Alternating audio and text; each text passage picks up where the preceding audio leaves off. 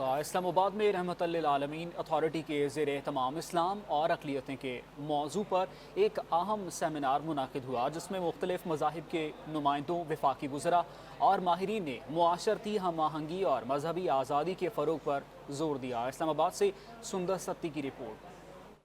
وفاقی دارالحکومت میں منعقدہ سیمینار میں وفاقی وزراء، ماہرین تعلیم اور مختلف مذاہب کے نمائندوں نے شرکت کی۔ اس موقع پر خورشید ندیم اور ڈاکٹر ریاض محمود کی کتاب اسلام اور اقلیتیں کی رونمائی بھی کی گئی۔ وفاقی وزیر منصوبہ بندی پروفیسر احسن اقبال نے کہا کہ اسلامی ریاست کی بنیاد فتوحات پر نہیں بلکہ سماجی انصاف پر ہے۔ ریاست مدینہ میں انصاف ہی وہ قوت تھی جس نے لوگوں کو اسلام کی طرف کھینچا۔ پروفیسر احسن اقبال کا کہنا ہے کہ اسلام تلوار سے نہیں بلکہ کردار اور انصاف کے ذریعے پھیلا۔ ریاست کا اصل ماڈل سماجی انصاف ہے۔ تمہارے حسب کو، تمہارے نسب کو، تمہاری زبان کو، تمہارے رنگ کو، کسی کو کسی پر فوقیت حاصل نہیں ہے۔ سب انسان برابر ہے، اور اگر برتری ہے تو وہ تقوی کو اور کردار کو ہے۔ تو یہ وحدت کا، یہ مساوات کا، یہ انصاف کا تصور تھا کہ جس نے اسلامی ریاست کی بنیاد رکھی۔ چیئرمین رحمت العالمین اتھارٹی خورشید احمد ندیم کا کہنا ہے کہ پاکستان میں اقلیتوں کو یقین ہونا چاہیے کہ اسلام امن اور تحفظ کا مذہب ہے اور یہی ریاست مدینہ کا ماڈل بھی ہے۔ پاکستان اس